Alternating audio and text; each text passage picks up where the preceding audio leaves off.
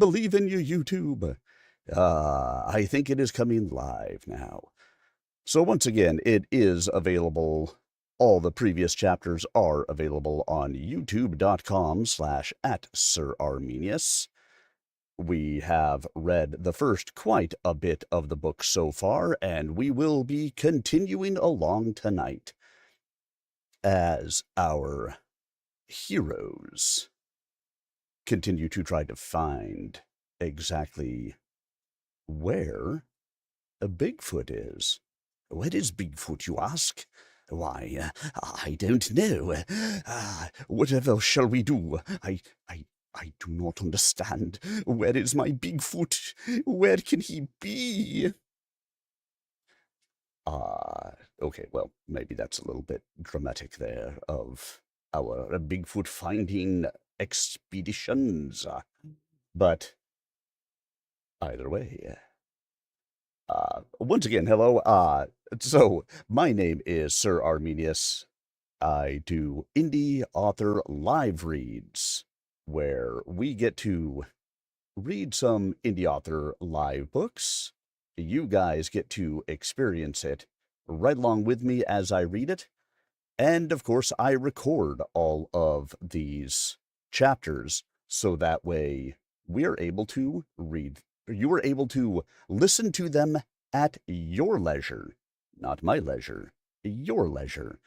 All available on the YouTube channel. Once again, youtube.com/@SirArminius is where I post all of those weekly chats at, so that way you are good to be able to listen to them and hopefully be able to enjoy right along with the rest of us.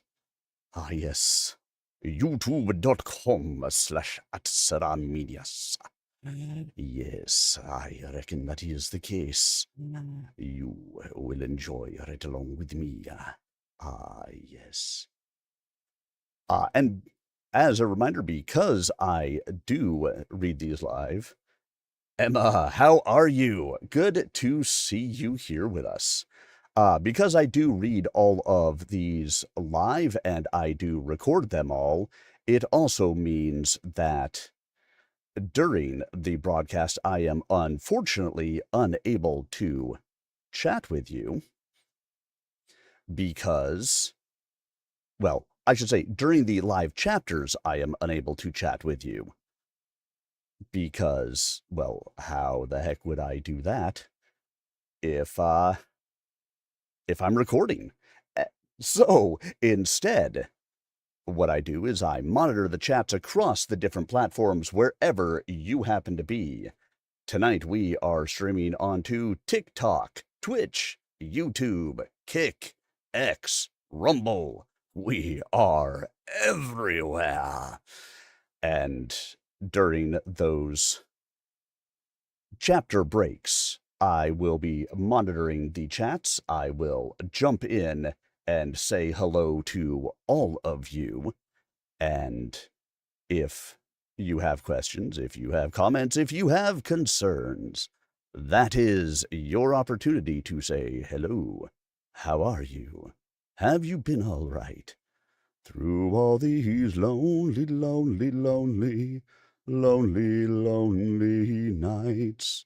That's what I'd say. I'd tell you everything if you'd pick up that telephone. Yeah, yeah, yeah. But that is my place to answer all of the questions for you and get caught up on anything that you may need as we proceed through our broadcast. And so because of that, if you do have anything as you come in, the best place to be able to put your questions is on my YouTube channel. It is the one that I monitor most frequently. Again, youtube.com/@SirArminius to check all of that out. But I will also be monitoring the other ones, so if I do see them come in there, I will be happy to engage as best as I am able between the chapters. So let's talk a little bit about Bigfoot Now by Tim D. Smith. So to start with, if you are interested in finding out more about Tim D. Smith, on your screen you are going to see a QR code. That QR code brings you right to the author's website. Well, what better way to find out about Tim D. Smith than to go to Tim D. Smith? Remember, Tim D. Smith and Tim Maloney, no relation. We just happen to have the first same name. I don't know why there'd be a relation when you have the first same name, but hey, why not? And he has quite a few books out there for your reading pleasure. If you are finding that I am going too slow through the book for you, because we only read for an hour and a half to 2 hours twice a week. And if I'm going too slow for you, hey, go buy the book. Not only that, but you can grab the book and read along with me. What a great way to do it, isn't it? But we have our 4 main people, as well as a 5th who is showing up from various parts of the country, and essentially they are creating a reality TV show. They've had one for a number of seasons now. They got another season kicked off, and they are hunting, well, Bigfoot. Would you have guessed from the name of the thing that Bigfoot would have been what they were looking for? And so we've got a Rink. She is one of our members. We've got Billy. He is our leader. We have Robo and Graham. I want to say Graham, but I could be wrong in his name. I'm horrible with names. And then this season, essentially, they are bringing on Harrison. Harrison is an actual Gable, that's his name, Gable. I was scrolling through the book while we were talking. Gable is their 4th member, and they are in Tennessee trying to find Bigfoot. They have found a number of stories of Bigfoot, but they have yet to find the beast itself. Be he beast, or be he man, we do not know. All we know for sure is he is a Bigfoot. So that is where we are going to get started tonight. We're going to be kicking it off with chapter 16 as we jump in here. So wherever you happen to be, sit back, relax, and prepare to enjoy as we dive into Bigfoot Found by Tim D. Smith, starting in chapter 16. And remember, feel free to put your questions in there. I am happy to answer, whether they are about the book or about anything else. I will do my best. And now, here we go with chapter 16. I know what you did. Rink rubbed her eyes and looked at the bedside clock, which read 2:30, but couldn't discern whether it was the middle of the night or the middle of the afternoon, which were one and the same on a crazy filming session. That wasn't all that didn't register. Her mother's comment confounded her even more. Mom? Don't act like you don't know what I'm talking about. Rink really didn't. She thought for a moment this might be a dream, and she was still a child and had been discovered in some misdeed, as a list of possible explanations went through her mind in a fleeting streak of pubescent terror and guilt. But then the room began to take shape in the curtained darkness, bringing into focus her whereabouts and the realization that she was in Tennessee on a Bigfoot Found investigation, and an entirely different set of worries, adult problems, took their rightful place. Was she angry because Neil had been tasked with looking out for her mother? Had she committed some sin she had long forgotten that had been somehow dredged up now? Mom, what are you saying? She was sitting up in bed now, the covers falling away, completing a chill that covered her arms and legs. I said, don't act like you don't know. I don't know, Mother. Are you okay? What do you need? I need for you to bring my money back. I know you're buying that farm in Wyoming. I found the papers. And now a worry that was real and worse than any dream took over. There was no farm in Wyoming. There was no money, only hers that she used to care for her mother. There was no deep, dark secret or misdeed. There was only tragedy. Mom, listen to yourself. Have you had a dream? Are you okay? I'll tell my brothers. They'll get you for this. They'll take care of you. Mother, you took my money and thought you'd get away with it. Mom, call Neil. Oh, I will call Neil. He was the best thing that happened to you. He came by yesterday before I found out. Okay, I'll call Neil and have him come over. Settle down. Don't tell me to settle down, you little hussy. I knew something like this would happen some day. Mom, I love you. The phone had gone silent. Rink stepped out of bed, still disoriented, and looked around the room before deciding she had to call Neil. Of course, his phone went to voicemail. She tried the neighbors down the street and got no answer there either. When did she have to meet the team? Her phone alarm hadn't gone off, so she must have been awakened earlier than she planned. But in the moment, she couldn't even remember her time schedule. She went to the mirror and splashed water on her face and finger-combed her short hair. Then she stood and stared at her face, emotionless, blank, empty. How was she supposed to feel? She pulled on her pants, put on her shoes, and sat on the edge of the bed, wondering what to do next. She was thousands of miles away, and her mother was having a serious breakdown of some sort. This was supposed to happen. Why now? Why so soon? Rink hid her face in her hands and cried in the dark, lonely motel room. In the lobby, Billy was about to have his own breakdown, on the phone with Ed. Yes, a night investigation tonight. We have what we think is a picture, taken inadvertently, of a Bigfoot standing behind us, he said. Flo stood beside him, waiting where she had mysteriously appeared, as he sat on a flowered sofa and he looked up at her. Hold on one sec. We have cheesecake, she mouthed. It's on the house. Flo, you're a godsend, he whispered, wishing God had sent the blessing a few minutes later. Thank you. We'll see you in the restaurant. Flo waved and walked regally in the direction of the dining room. Ed, sorry. Billy started and stopped, listening. Yes, we have tons of interviews. The show will be great. Billy watched guests as they walked past. He tried to act nonchalant. This was not going well. We'll see what happens tonight, Billy said. Yes, sir. Our flight is late tomorrow night. Yes. Okay, goodbye.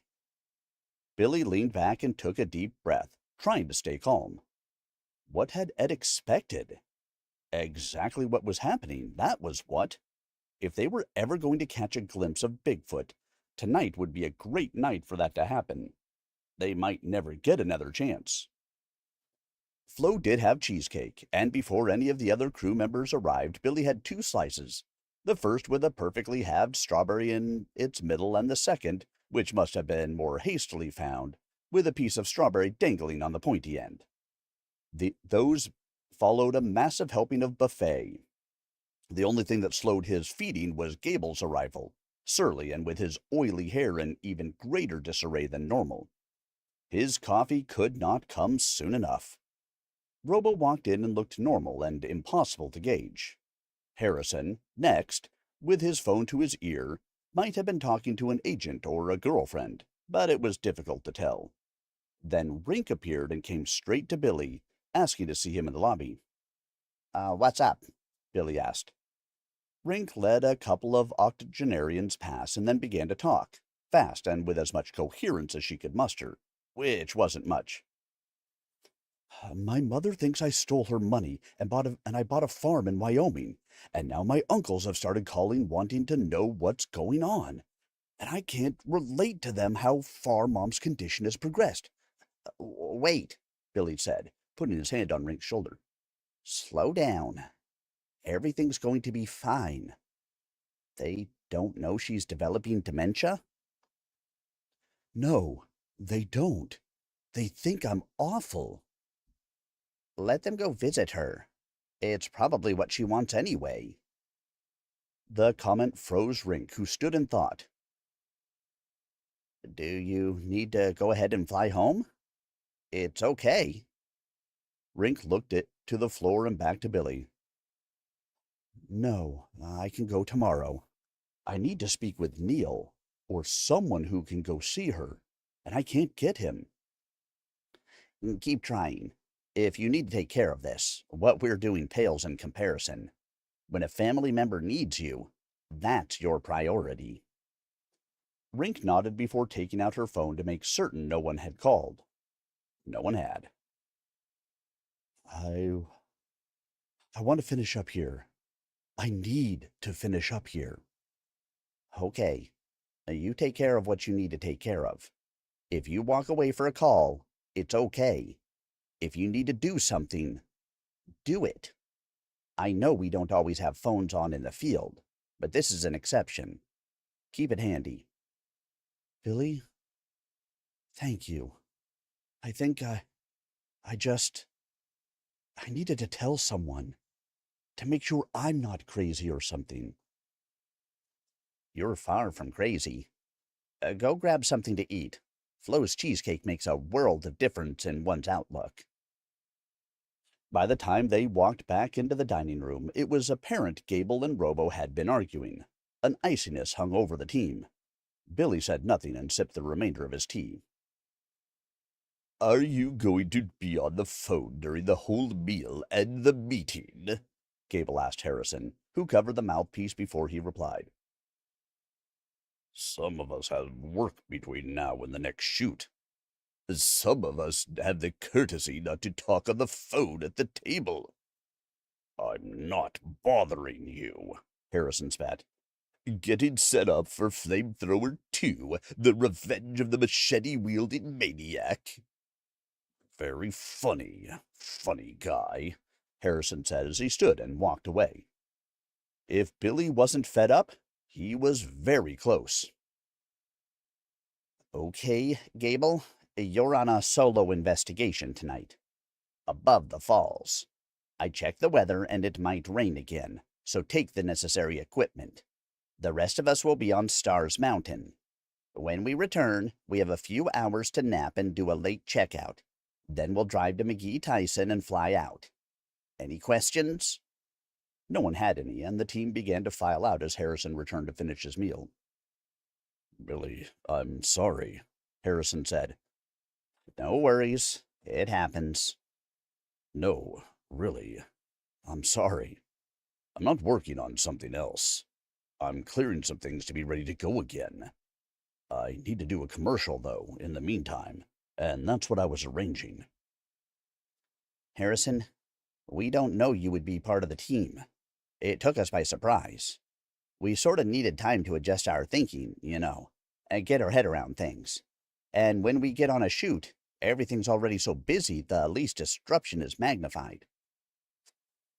Several of us have spent most of our lives looking for Bigfoot. We don't question its existence. We're looking for proof so that others know it to be true as well. I know it's true. I've seen a Bigfoot. This is beyond important to me. Harrison, who had alternated looking at Billy and looking away, now locked eyes. Billy, I thought this was some kind of joke. I've said things I probably shouldn't have. But I've come to realize something. People have seen something. I'm not sure what it is. I need to know what that is now. I'm not as certain as I was. I think Bigfoot may exist. I'm glad you've come around. Just be wary around Gable. He loves to argue and, well, for lack of a better term, Fight. He's adversarial. Maybe because he was a lawyer. He's not always a bad guy. I've seen him in a better mood than he has been this week. That could be my fault, Harrison offered. It's not your fault you're trying to make a living. You're an actor. You look for work. That's nothing to be ashamed or sorry for. Thank you, Billy. From the bottom of my heart. I won't try to make a farce of this. Ever. They had work to do. They needed to find evidence of Bigfoot. Tonight, they would need to make headlines. Ah, yes. Cable. I don't know why he is so adversarial. But, that is, you always need a good adversary on the team, someone who just does not get along with everyone. And then, of course, you've got Harrison, who joined the team and really is just, he's an actor. He's not an actor, but he plays one on TV. Sure, that's the story, right? Glad to have you all here with me tonight. As we continue to read through Bigfoot Found by Tim D. Smith. All right, let's go see. Any thoughts, questions, comments, concerns? None that I see. Alrighty. All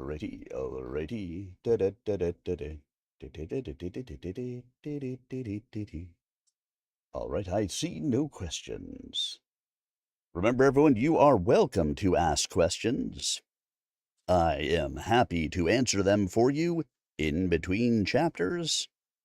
And feel free to ask any questions that pertain to the book or pertain to me. Mr. Torrin McCrath. Hello.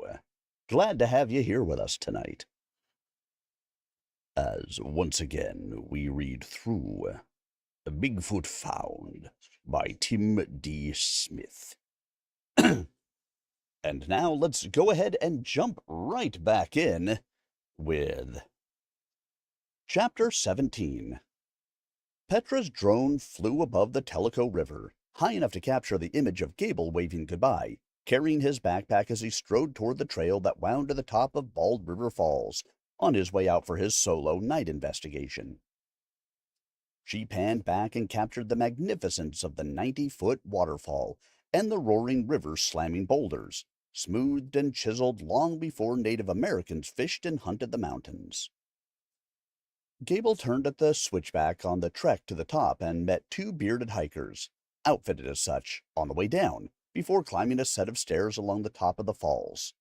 He passed the area where the young Martin Johnson and his father ate picnic lunches on a cement table that was long gone, and then he followed the trail away from the shimmering pool of water above the sheer drop of the falls. It was near that point he saw a small tent sitting away from the trail, partially under an overhanging boulder, and beside it a young woman in a halter top with her elbows resting on her knees and her fingers placed in the mudra of discussion, deep in meditation, sitting erect with closed eyes. Gable did not disturb her and continued his hike, further up the creek which, along with the trail, grew more and more narrow as he stepped over fern leaves and fallen trees. At that point he met a young couple, possibly teenagers, in shorts and short sleeves who looked to be headed back to the falls after hiking into the quiet and more solitary forest. They nodded to each other. Soon Gable disappeared into the mountains, civilization vanishing behind him. Billy and the remainder of the team drove several miles toward Etowah to a trailhead that would become a path onto Star Mountain, one of the higher knobs that popped up all over the foothills of the Cherokee National Forest. Everyone had snacks, but Robo was the most prepared, carrying not only meal bars but all sorts of chips. He was a Pied Piper of sorts, dropping them as he walked because he believed Bigfoot might like them and follow along, but more times than not realizing he was the only one who really liked them, so he consumed at least every other one. Billy liked venturing out during the daylight, a time when the vast majority of Bigfoot sightings occurred. That might have been for several reasons. More people hike when they can see where they're walking and when they don't worry about stepping on a snake, which is a definite possibility in the mountains. Furthermore, people can see not only snakes but other sights. Unlike the popular notion that Bigfoot has great nighttime vision, people don't. Hence, humans can spot things more readily in the daylight. In the daylight, vantage points matter too. But at night, Billy thought that Bigfoot might become bolder since they were less visible. Some believe that Bigfoot might even be more aggressive at night. Whether that was more of a hunting instinct or an attempt at intimidating creatures to avoid areas the Bigfoot needed to guard or use for hunting was still unknown, and nothing more than conjecture at this point. One thing was certain. The night filmings were a big hit with television audiences. People liked to see what they couldn't naturally see, things hiding under the cover of darkness. They enjoyed a certain level of fright and uncertainty. Billy had always been a relentless hiker and could cover considerable distances, albeit in stops and starts and hesitancies and waiting and listening. Sometimes when Robo grew tired, he made up excuses. Look at this. What is this? Or did you hear? Other times he admitted he needed to rest. But tonight, Billy was the first to stop. And even though he said, let's listen, it seemed as though he needed time to think, to sort out the day, to consider what they might do. Even Petra gave up on filming for a while, and then, possibly afraid she might miss something, reconsidered and began again. Without comment, Billy stood, took a tremendous breath like he was about to free dive in a deep, clear inlet pool filled with exotic fish and coral, and let out a long, loud howl that seemed to emanate from somewhere in his soul. The team waited. Nothing. After a while, they began walking once more, following a GPS trail now because the original trail was almost obscured and virtually invisible. That was when they heard the first knock, from somewhere far away it seemed, echoing through the trees. Billy held up his hand and cocked his head to the side. After about 30 seconds, and with a movement of Billy's encouraging hand, Robo used his walking stick and rapped twice on a tree. The team waited in silence. Minutes passed, and when they were almost ready to move again, another knock sounded. Robo knocked once in reply, this time with all his force, almost worried his walking stick might not withstand the pressure. But this time, after waiting for several more minutes, no return knock came. They walked again, night vision on, stealthy as they could manage, even though the detection of their presence was an almost certainty. Boss, Robo whispered. stop. I think I see something. Robo took Billy's sleeve and pointed him in the direction of a steep hillside, down into what most surely would become a valley surrounded by thick, tall pines and elms. He held Billy there, now with Rink coming to their side. Moving, Robo said. I see it. I don't see it, Robes. Just watch. Fast and then behind trees and growth. Maybe not a run, but moving fast. Hiding. They waited. After more than a minute, Rink spoke. To the left. I saw something move. I saw something. Walking? Billy asked. Well, no. Like Robo said. Moving fast, though. Finally, Billy saw it too. Petra maneuvered to their right and then behind, finally going low, all the while trying to film the group as well as capture the image of the moving being in the distance. Do bears walk upright? Harrison asked. They stand to climb trees or reach up into trees, Billy replied. But they don't walk on their hind legs, unless they're in a sideshow or something.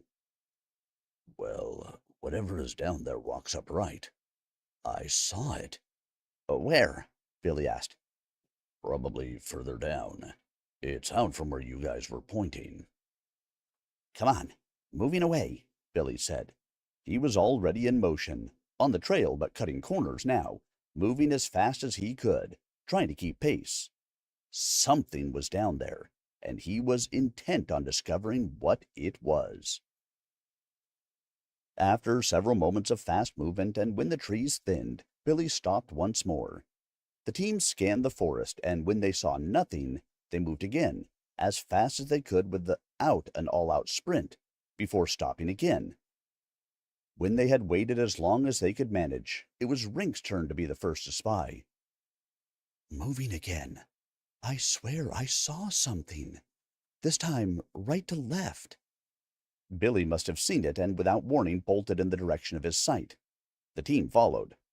Robo's breathing came in loud rasps now as he struggled to keep up. Harrison passed Rink and followed closer to Billy. For almost an hour they pursued.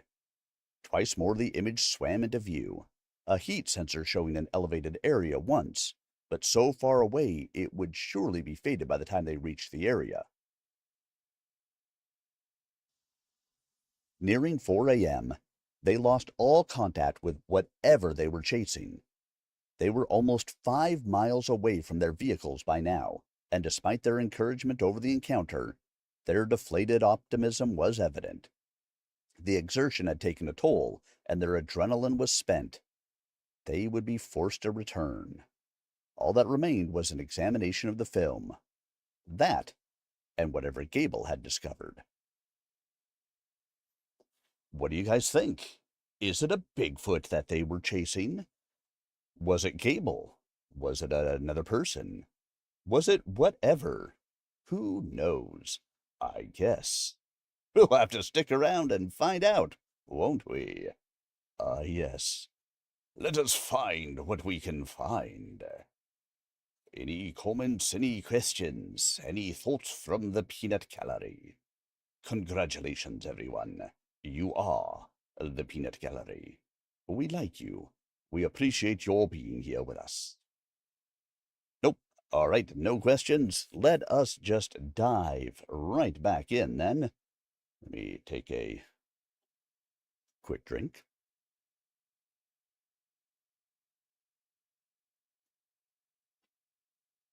And we're going to jump right back in to Chapter 18. I'm just saying, it might have been a person. Rink, leaning back on the van with her arms crossed, was the only one not eating a biscuit. Gable's phone had been going directly to voicemail, and since the team was unsure of his whereabouts, they had stopped at the Cotton Pickin' Diner for a quick breakfast to go. It was possible he was waiting for them at the base of the falls, but he often emerged from his solo investigations late. Waiting for him at the falls or being assured of breakfast made the decision to stop a no-brainer. Their nap time was evaporating, but eating was the next highest item on their list.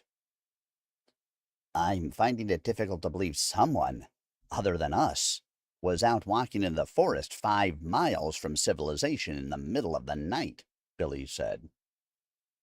I'll admit, the footage seems to show a figure walking upright. Maybe. It's hard to tell from what we got. Whoever, or whatever it was faster than us, that's for certain. Petra never took time out to rest. She was filming. Petra, here, I got an extra, Robo said as he offered her a wrapped biscuit. I'm good. Thank you, though. I got extra jelly. I had a snack. Robo sat the biscuit beside his coffee. He wouldn't let it waste. That's why I'm having trouble losing weight. Walk all night and still gain weight. Makes sense. Harrison was sipping coffee as he leaned beside Rink. I'm with Billy. I think we got some evidence. I'd be willing to go another night. Our flight is this afternoon, Billy said. No extra time was built into the budget. After finishing his biscuit, he continued. The signal is awful in the mountains. It's quite possible Gable's phone can't get a signal. Let's head that way. They loaded the van and followed the curving road beside the Tellico River as the slanting shade in the early morning sunlight played on and off their tired faces as if they were watching an ancient movie They met cars coming from the other direction as if all the drivers had been in the mountains since before daybreak. Soon they realized why. At the turn to Indian Boundary, a Y-shaped juncture going left where the river road bent right, two police vehicles sat with blue lights flashing as two officers waited for them to go in the opposite direction. The car in front of them did a U-turn and passed before the van arrived. An officer leaned at the window when Billy rolled it down. "The road's closed," the officer said. "You'll have to turn around." When will it open?" Billy asked. "Couldn't say." "A member of our team is up the road. He did a solo night investigation, and we need to pick him up. We've got a flight out." "I'm sorry. Can't just doing my job. I can't let anyone go down this road." "Is there any other way? Can we get in from the other side?" Billy asked. "I suppose you could go to North Carolina and come in the back way," the officer said. "Might be a couple 100 miles. They probably got the other side closed as well." "We've got a flight out. I don't think he wants to stay here while we fly home." "I'm sorry, really," the officer said, studying the cars lined up behind the van. "Got to turn on around, though." As the officer stood up and backed away, motioning for them to turn, Billy continued. "Why is it closed?" The officer began and reconsidered. "I think they found someone deceased." Billy's heart rate doubled. The rest of the crew leaned forward. "I need to know more," Billy said. "It could be our team member. I really need to know." The officer was decisive then. "It's all I can say. I need for you to turn around and go in the other direction. The road will probably be open sometime later."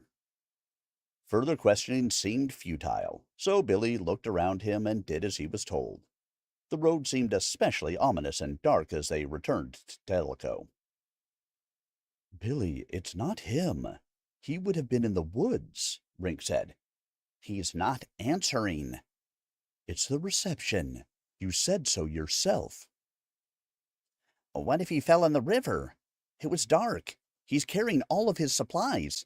He's not exactly nimble. He could have gone over the falls and someone found him this morning." "Now your imagination is running away with your reasoning," Rink said. Petra had stopped filming, maybe out of respect, maybe because she innately saw no reasonable use for the footage of the conversation, or because the outcome might become morose. "I've got to call Ed," Billy said. "We're likely not going to make it out in time to catch our flight." "You can get a signal in town." Rink, I know your situation. You could go ahead and fly out." "No. I think I need to see what needs to be done. I'll call Neil." Did you ever get him?" "I did. He won't like it, but I really don't care." Billy smiled. It hadn't seemed like he would be able to do so for the remainder of the day. It really didn't matter one way or the other what Ed told him. They weren't going anywhere. They wound up at Tellico Beach. Not really a beach per se, though it did have smooth stones that one might sit in and sun like a lazy snake by the river, and all of them got out to sit at the picnic tables. The snack shack wasn't open, or Robo could have possibly finished breakfast. Billy strode away from the team as he fiddled with his phone and then walked around in circles with it to his ear. He nodded, stood by a tree without speaking, nodded some more, and continued talking. Rink had walked in the other direction and also talked, though more animated than Billy. "Do you think it could be him? Really?" Harrison asked Robo. "Nah, he's okay. He can't get out, though." "It's pretty serious if they won't let anyone in," Harrison said. "Maybe." Harrison must have remembered he needed to arrange things in order to stay another day, and soon he had walked away as well, leaving Petra, Grant, and Robo at the van. They stood like that for a long while before deciding the ever-warming sun needed to be escaped by sitting under some trees. Word had gotten out, and 2 news trucks passed going in the direction of the falls. Rink and Harrison returned before Billy, who who continued his conversation, eventually sitting with his back to a tree and his knees pulled up to his chin. The long night seized Grant first, his buzz-cut head resting on an arm as he dozed, sitting on a bench in front of a table in the shade like a bored high school student in math class. Robo's method seemed little better as he sat in the front seat of the van with his head back and his mouth lolling open. He only opened one black-ringed eye when Billy returned. We have an extra day, Billy said. I'm thinking you guys go back to the motel and rest. I'll make my way up the road to see if I can eventually get in to wait for Gable. I don't think they'll have cabs, Harrison said. We can all wait. As Billy began to speak, his phone rang. It's Gable's number, he said. As if a jury had returned with a verdict, Billy let it ring once more, almost afraid to answer. Was Gable alive? Billy answered. What do you guys think? Is Gable alive? Or has Gable bit the dust? Another one bites the dust. Another one bites the dust. And another one's gone, and another one's gone, and another one bites the dust. Sorry, singing to my dog. The puppy. Meow, meow. She likes to sit on the recliner next to me while I read to you guys. And the other one's on the floor. They take turns on the recliner. All right, let's see if we got any questions, comments, concerns. No. No. No. No. 85 questions. No, I'm kidding. No. Another one bites the dust. Another one bites the dust. All right, that means we continue on, finding out more about Bigfoot and whether Gable has survived. I guess we'll find out momentarily. As we start into Chapter 19. Gable? Hey, it's been quite a morning, Gable said. We were worried, Billy told him. Where are you? They're taking me down to the split if you can pick me up. I'll explain. Sure thing. On my way, Billy said, not asking who they were, but assuming it was local authorities who had found him and realized he needed a ride. There was more to it than that, though. Billy disconnected the phone and looked up into all the expectant faces, at least all of them that were still awake. I need to go pick him up. That's it? Rink asked. Nothing more? He didn't say anything else? He said he'd explain. Rink looked a little disgusted, at least as disgusted as she ever looked, and Billy sort of expected her to be more inquisitive. The team had waited for almost 3 hours now. They probably deserved to know more. The day had grown hot, and customers had begun to arrive for lunch at Tellico Beach. A woman and 6 sad and dirty children, one of them a little boy in shorts, boots, and a cowboy hat, milled around as the tyke shot an imaginary gun at Billy during his wait for what turned out to be a corn dog. A little girl with teased brown hair like someone in one of those electricity exhibits had a ring around her mouth that looked like yesterday's fudgesicle. Her little brother had his shoes on the wrong feet. At least they were going to be fed corn dogs. A couple on matching motorcycles recognized them, and Billy tried his best to be amiable. Robo was forced to entertain 2 little old ladies who were obviously smitten. The parade of characters seemed never-ending. Billy nixed the notion of their usual reunion, saying he needed to talk with Gable, and drove alone up the road once more as insects splattered the windshield and the sun stung his eyes. Certain he looked like death, his head spinning from the news, wondering what Gable would tell him, and alternately wanting to know and not wanting to know what had happened. The whole scene left a sour taste in his mouth. Upon Billy's arrival, Gable came to the van, opened the door, and climbed inside. Let's get out of here, he said with a heavy sigh, as if he had hoisted himself from a churning sea into a life raft. Billy pulled away toward town before he spoke. So, what happened? I walked back to the falls and saw a girl lying beside her tent. She was dead. The comment caused Billy to turn his full attention on Gable, who sat peering stony-faced ahead. Dead? How could you tell? Blood. All over. It was obvious. Gable shook his head as if to clear the vision from his mind. He closed his eyes and leaned his head back before continuing. I had to call someone and couldn't get a signal. I walked down to the road and still couldn't. I finally saw some people and asked them to call the police, and they couldn't get a signal either. We finally saw a ranger and he radioed someone. It took forever for them to get a unit onto the scene, and I had to tell them. The Tennessee Bureau of Investigation was called, and detectives from Monroe County. Everyone and their brother showed up. I made a statement, and they took my gear, all the equipment. All your footage? I guess they're covering their bases and eliminating you from the suspect list.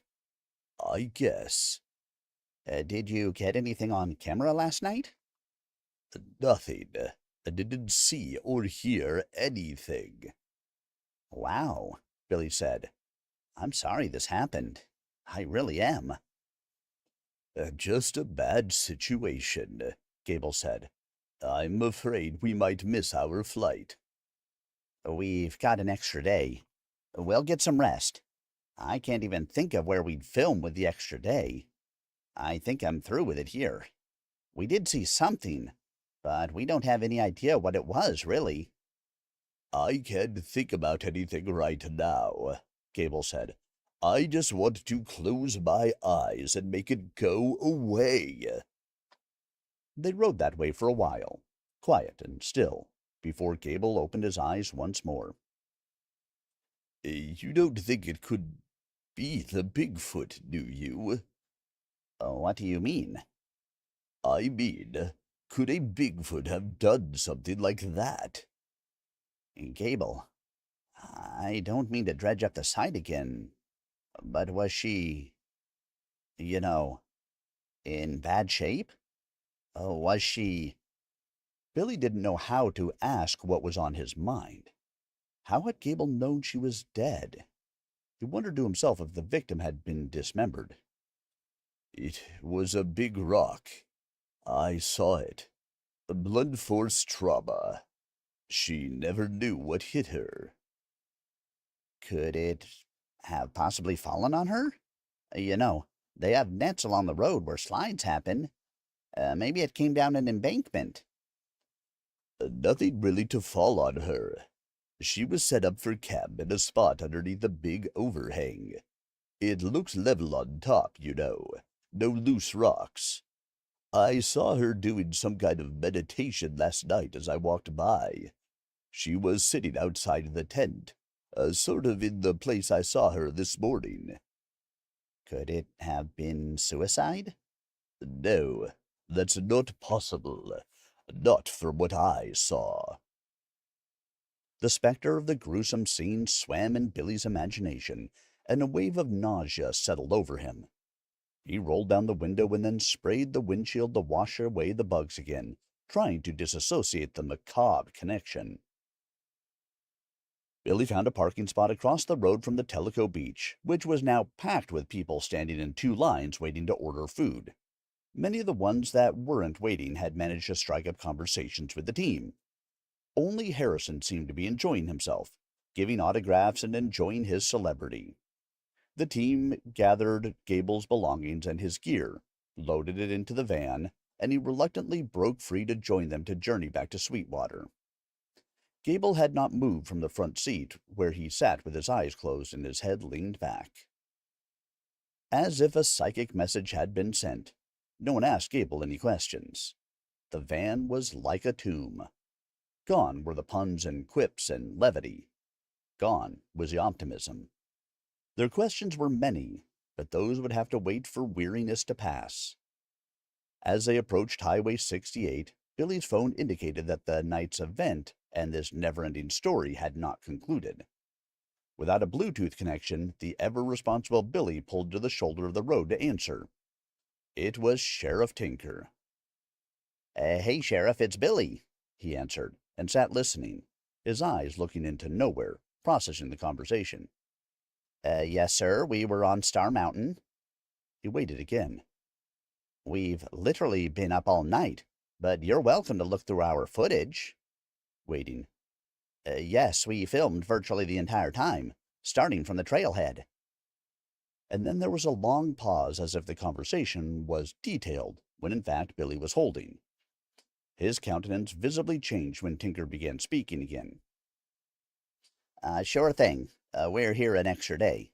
Say 5-ish? Okay, we'll see you then. He disconnected and turned to the back, where everyone stared in return. We need to go to Tinker's office this evening. He wants to ask us some questions, Billy said.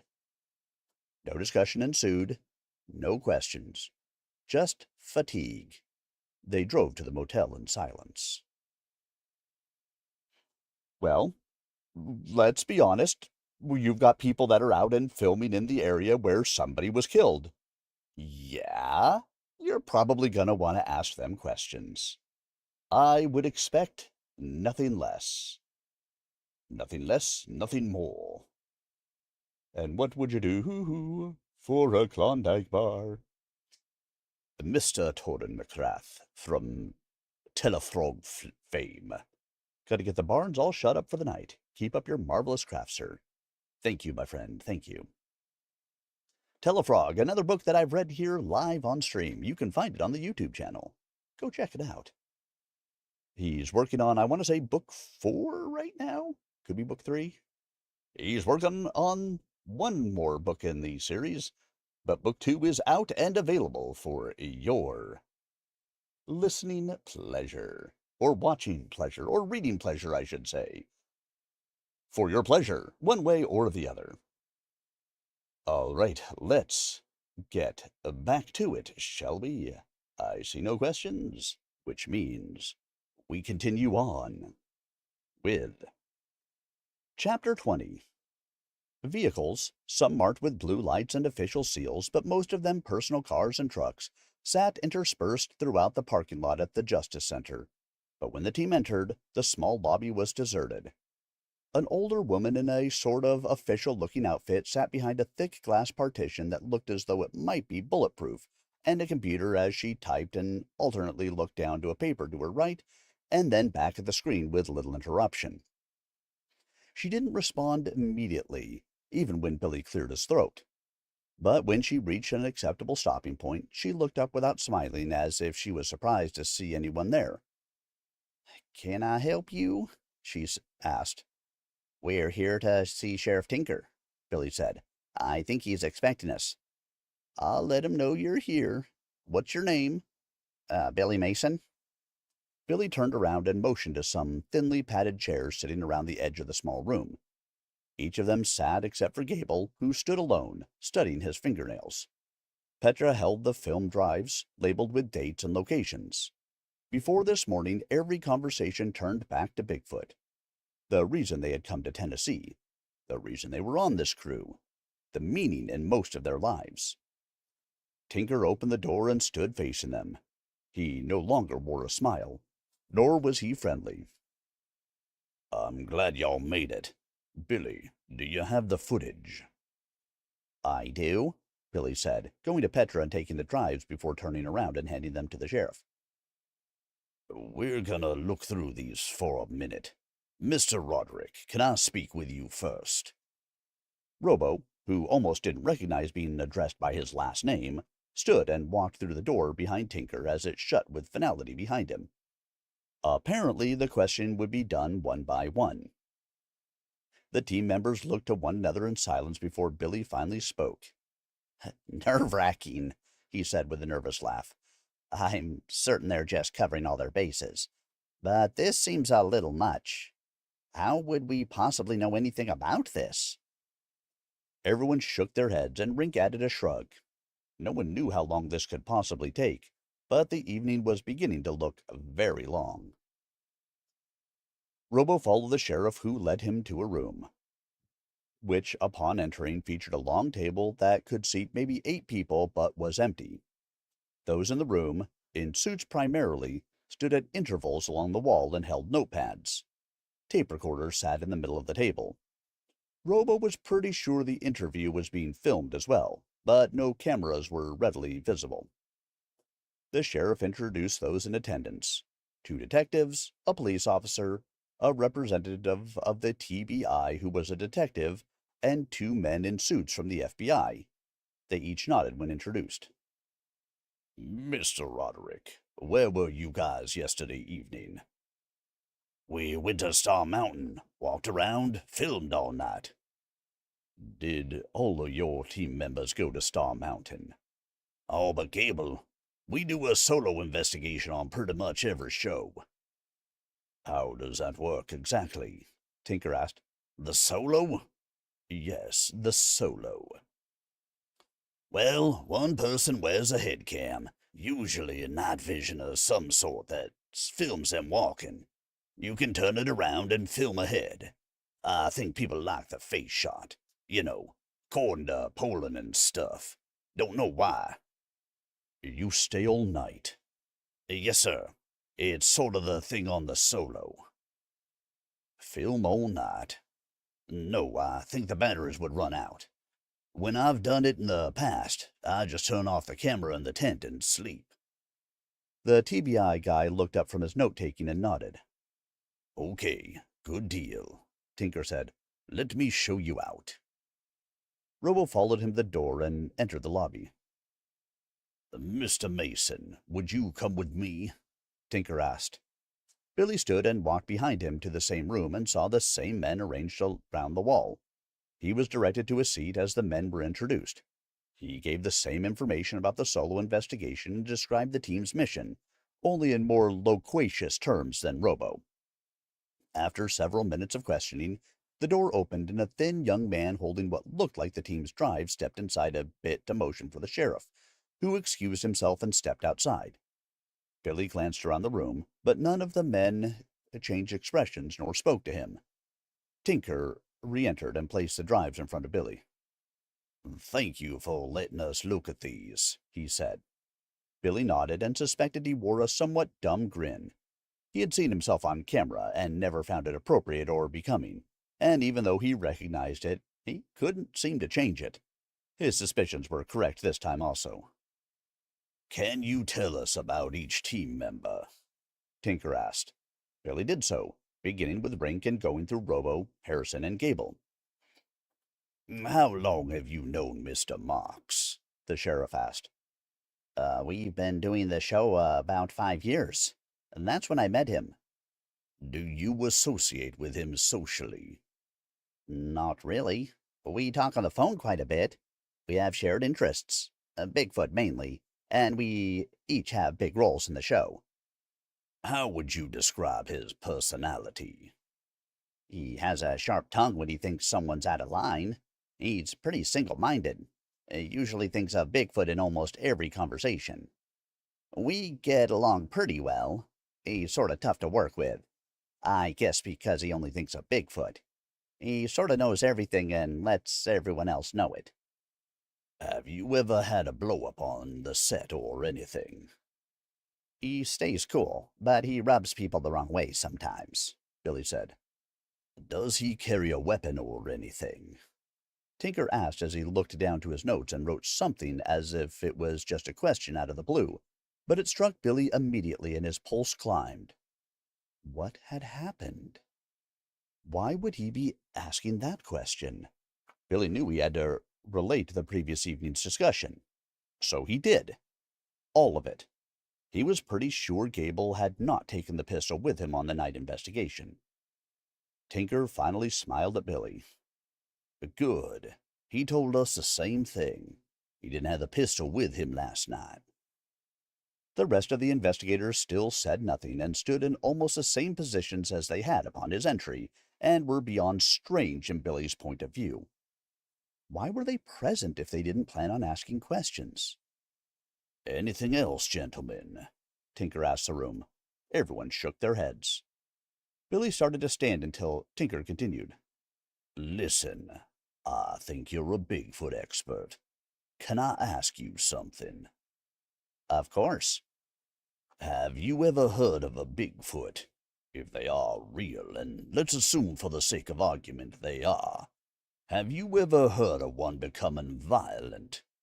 Could they be dangerous, in your opinion?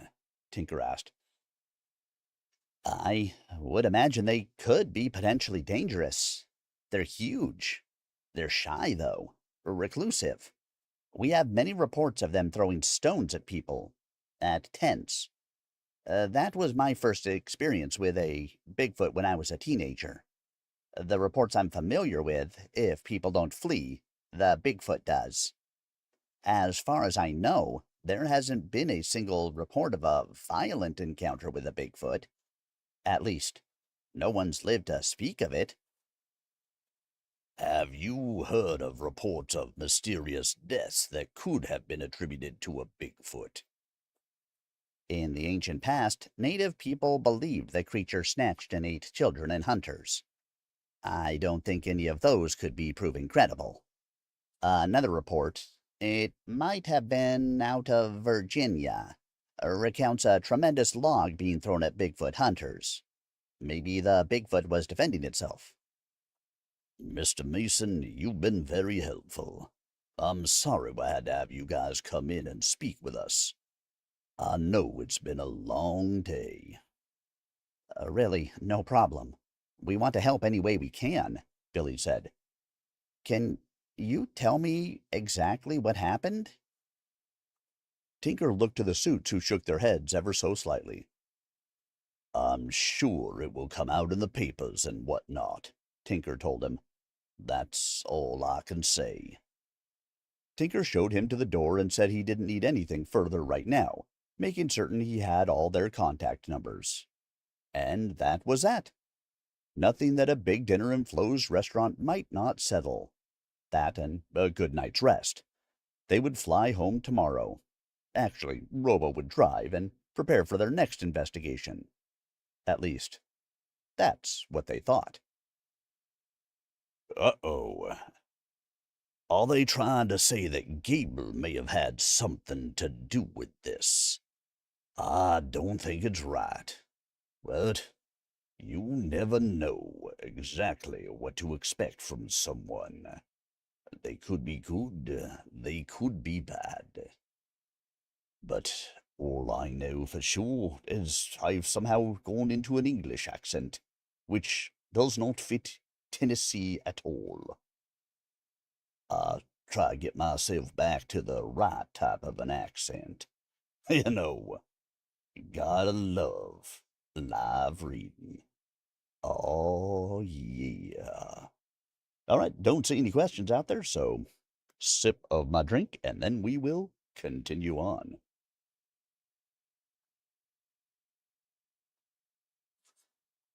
Or a finish of my drink, one way or the other.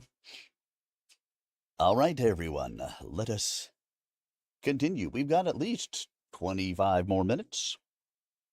And so we continue on with Chapter 21. Billy and Rink were the last to leave the table at dinner, exhausted mentally and needing sleep, but not yet tired. It was as if something pricked at them, something they could not see nor put into words.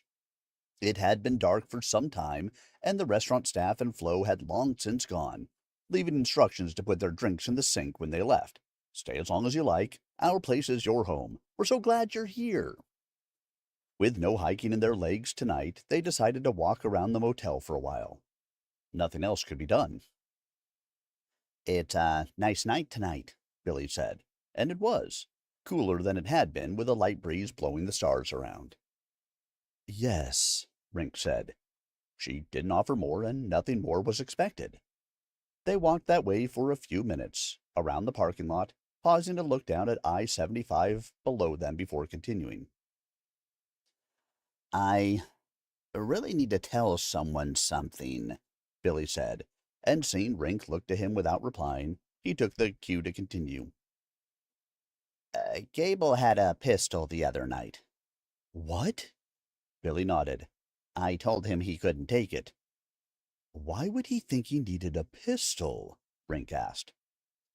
Looking back on it, I'm thinking it might not have been a bad idea.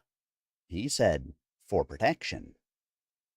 I don't think a Bigfoot committed that murder, Rink said, for in her mind, if Bigfoot did not exist, the search for a killer was simple. Occam's razor indicated some person in the forest last night killed that girl. Maybe not. That might be why he should have had the gun. This world is crazy. It seems like more now than ever. So somebody used a big rock, as she slept, no less.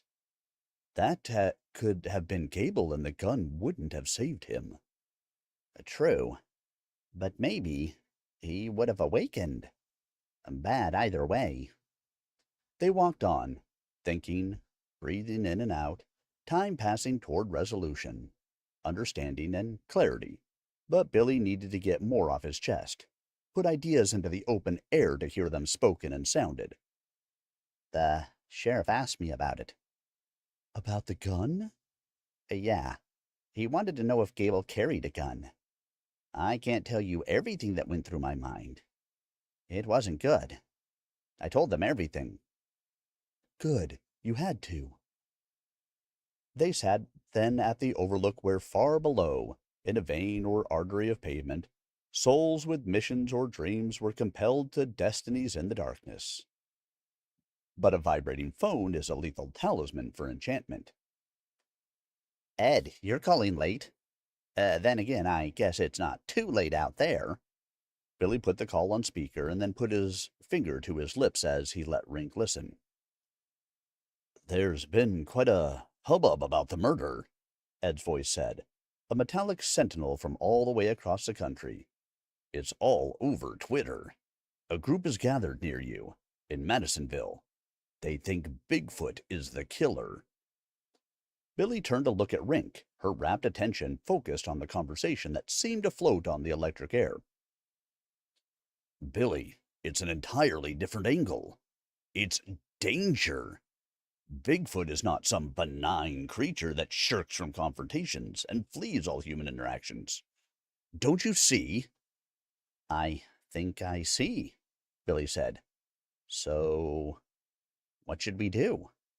You need to stay a couple more days. See what happens with this situation. Let me make sure I've got this straight. The Bigfoot might be a killer, so you want us to put our lives at risk and look for him. Put ourselves in danger. Not exactly. You make it sound so sinister. Is it sinister? No, it's interest. This is a real chance to put Bigfoot on the map. The show will soar. Billy stared at Rink, both waiting before Ed finally continued. I'll take care of the flight in the morning. You don't have to. I'll book new flights home when it's time. Keep filming. See where this goes. Go on more investigations. Do you have areas you'd like to explore? Of course. There's always places we've omitted because of time and space and money. I'm giving you the green light. Almost as if the bartering weight of the negotiation had shifted, neither of the men spoke, so much so that it was almost as if Billy had no words. Okay. Sound like a plan? Can you make it work? Ed asked. Rink nodded slowly, dumbfounded herself. We can. I'll call in the morning, Ed said. Bye-bye. What a turn of events had transpired. Never in a million years would Billy have foreseen this twist in the saga. Can you stay? Billy asked. Do you need to get back? I understand if you do. I'll make it work. I need to. Rink's outlook and expectations had changed. Something bigger than themselves was at work, but whether answers and understanding would reveal themselves as solutions or as a deadly avalanche ready to swallow them remained to be seen. Ah, they get to stay. Yes, it will be good for Billy and the team to remain.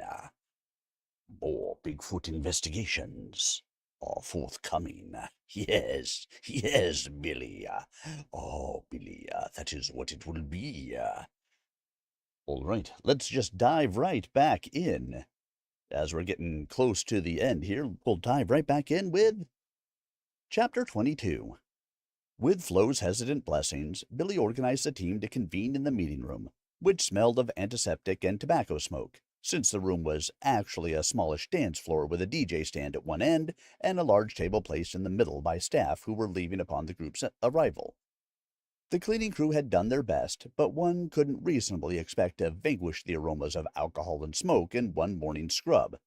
A small mini breakfast bar had been arranged at one end beside a dartboard. "We're in the paper," Billy told Robo as he led Rink and Harrison into the room. The front page headline of the Monroe County Advocate read, "Murder at the Falls," with the subheading, "Is Bigfoot the Culprit?" "Discovered by Gable Marks of the Bigfoot Found Crew. Mrs. Caroline Waslander of Mount Marble, Oregon, was found slain near her tent, situated near Bald River Falls." "Can I see it?" Rink asked, and Billy folded and tossed the paper across the table.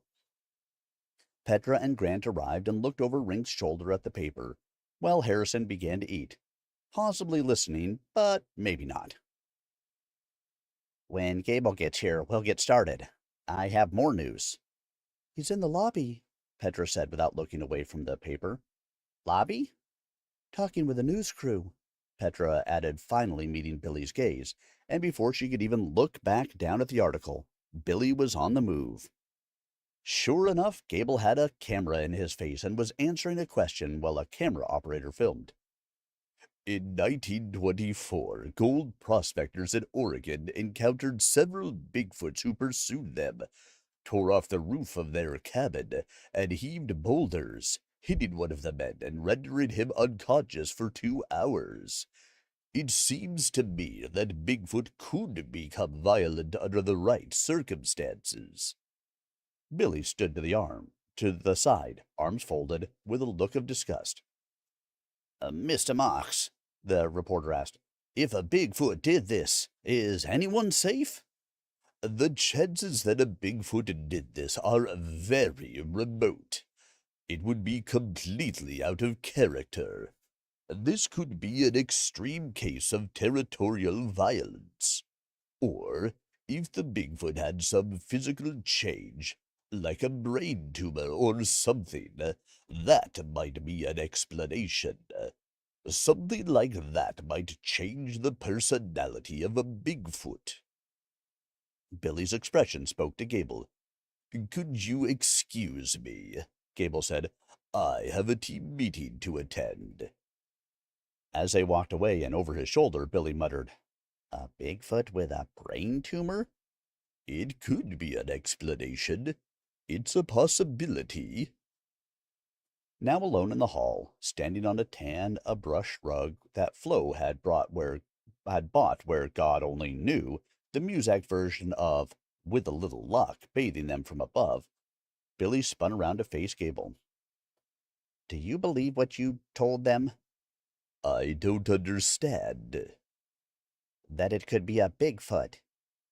Gable didn't look away, but the skip in the response said he was considering his answer. "Anything is possible," Gable said. "It might not hurt ratings either."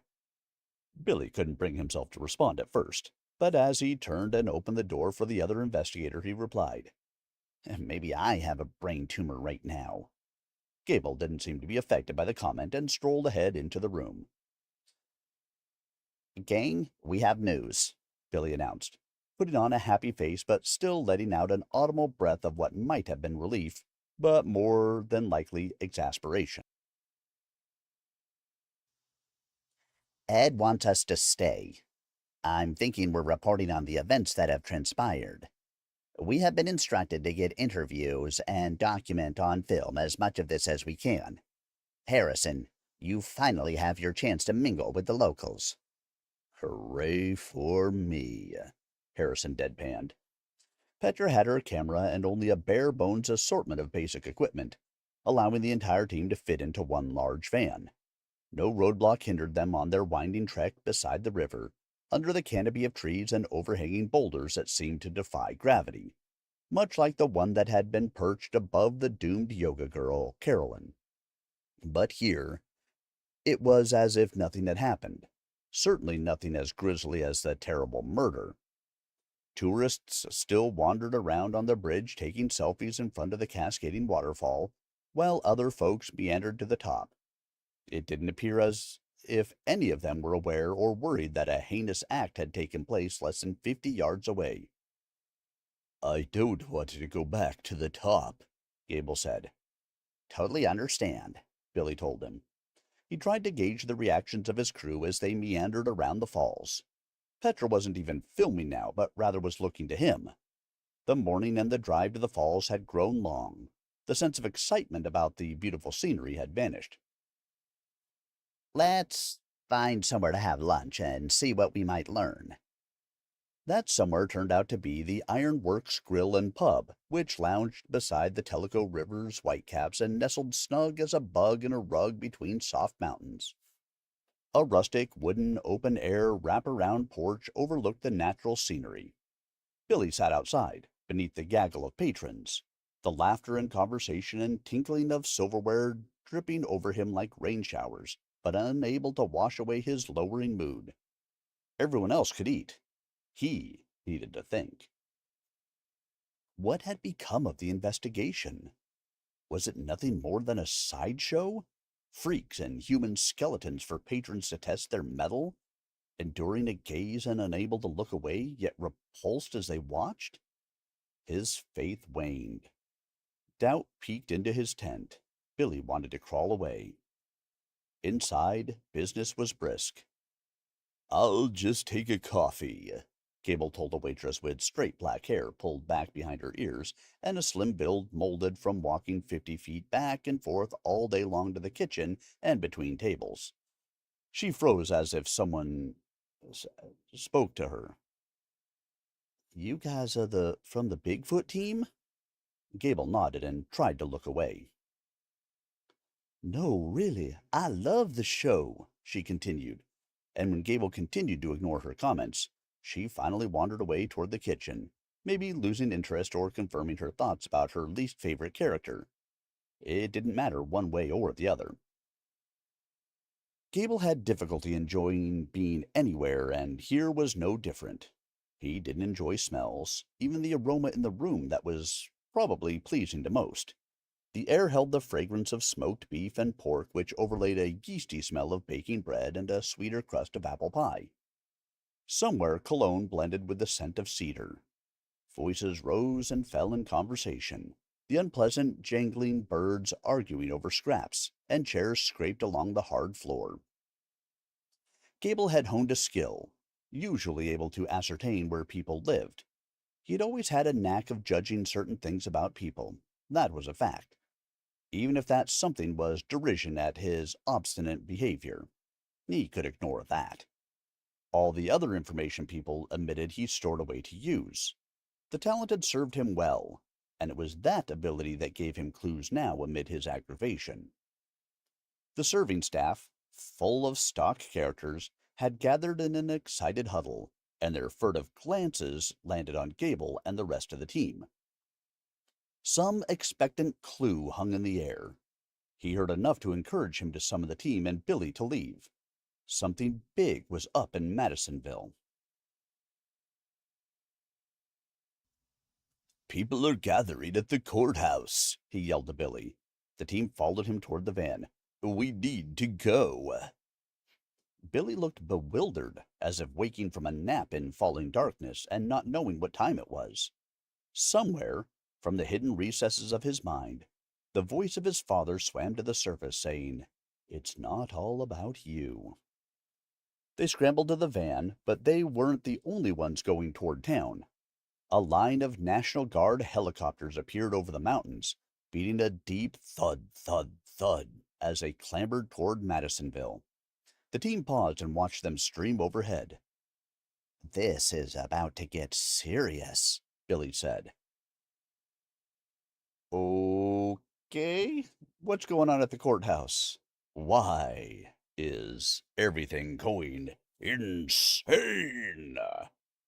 I guess we have to continue and find out, don't we? That's right, I believe we do. Oh, yeah.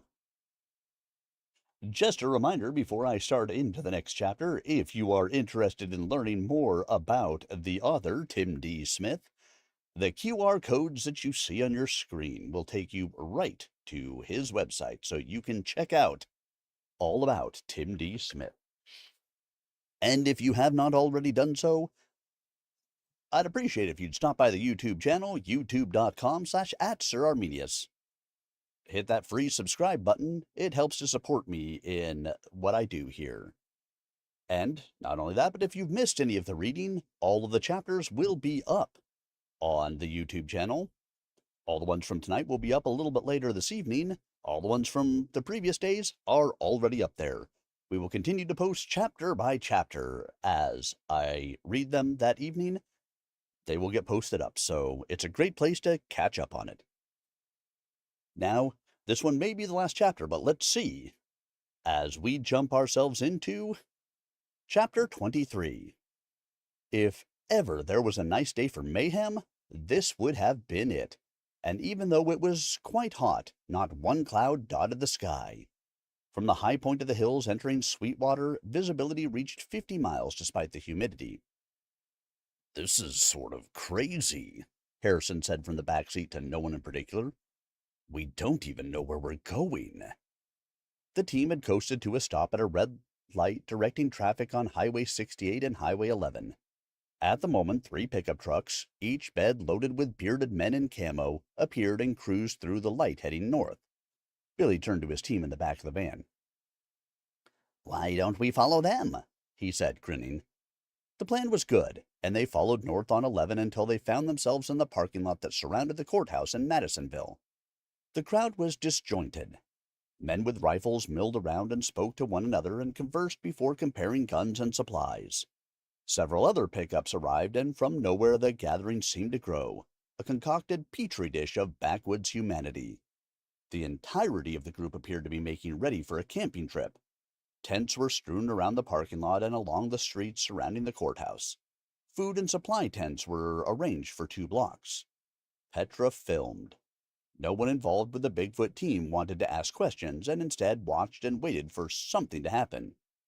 They wouldn't be disappointed. A caravan of Monroe County deputies turned the corner in their cruisers, with the sheriff's car in the lead. He slowed, making a dramatic entrance, to stop at his parking spot, in front of a sign that read, "Tinker." Exiting the vehicle, he unfurled and rose to his majestic height, his short blonde hair spiked, his cheekbones high below aviator sunglasses, and his chin thrust forward. He stood to allow the moment to penetrate his followers before striding to the steps and taking them 2 at a time until he reached the building's landing and turning around once more. "Can I have your attention?" he called. Utter silence. "Friends, Romans, countrymen," Billy whispered to Robo, who shook his head and smirked. "We have a job to do. We will avenge the death of the young woman near the falls. We all know who did it." Tinker paused as the mob muttered to each other. "I don't need to place a wanted poster. The creature will be taken, dead or alive. But most surely he will be taken dead. He's in there, and we'll find him. Take a map, choose a party number, and at dusk we'll begin scouring the hills. We'll begin organizing. Any questions?" Remarkably, there were none. Billy and the team loitered long enough to be forced all the way around the block at the last tent, and even so it was crowded.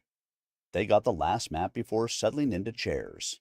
The men in their group glanced for only a moment at the directions before leaning back to endure the heat of the day. It took a while before someone recognized them. "You fellers are from the Bigfoot team," remarked a man with a cap with a white duck on the front.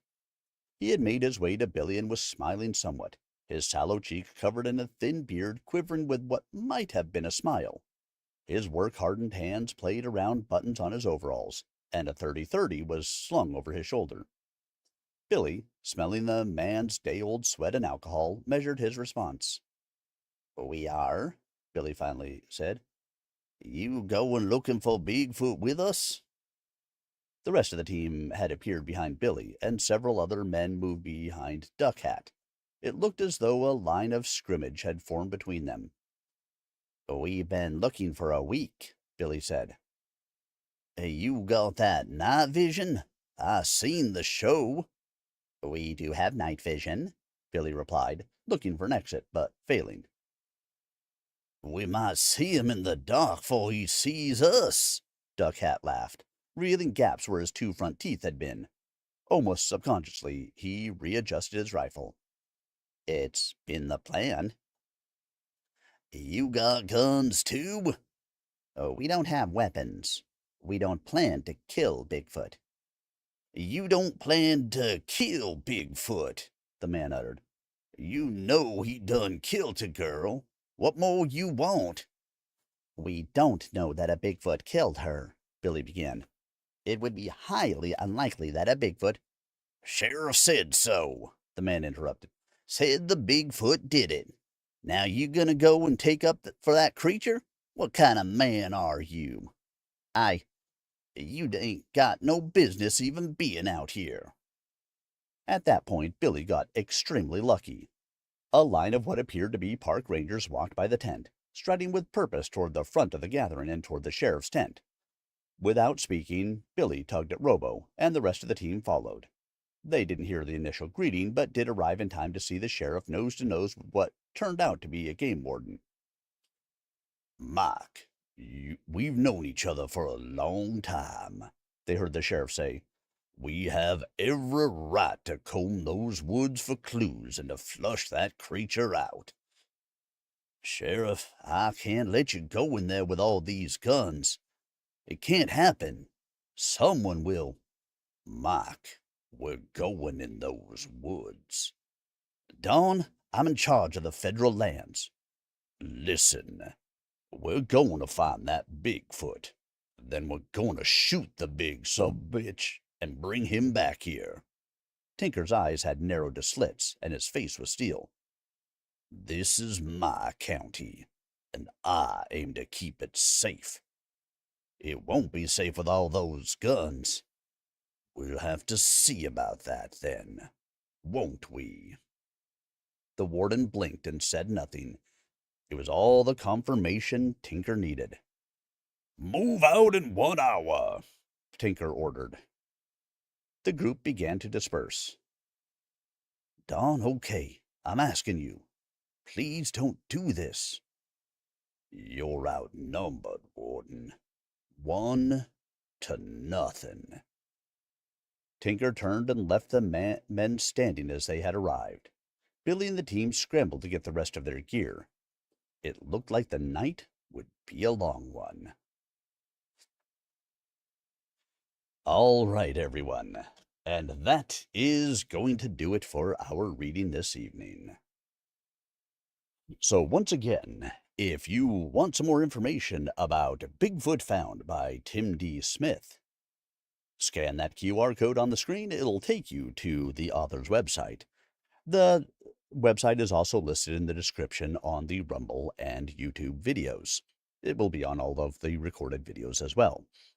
If you missed any part of the reading for this evening or any part of the reading so far, you can catch all of it at youtube.com/@SirArminius. If you have not already, please subscribe to the channel. It helps to support me in what I do for indie authors. And for me, as always, thank you. The greatest gift that you can give me is the gift of your time, and I appreciate that you guys gave me the gift of yours this evening. whether it was for 5 minutes or for the entire reading. Thank you for being here with me. I will be back again on Tuesday, where we will continue Bigfoot Found, starting with Chapter 24. If you've missed any of it up till now, again, stop out to the YouTube channel, listen up. You can get all caught up, or you can go and purchase the book and read up to where I'm at, or heck, even continue on. I won't stop you. I hope you guys have a wonderful rest of your weekend. I look forward to seeing you guys all again really soon. Have a great night, everybody.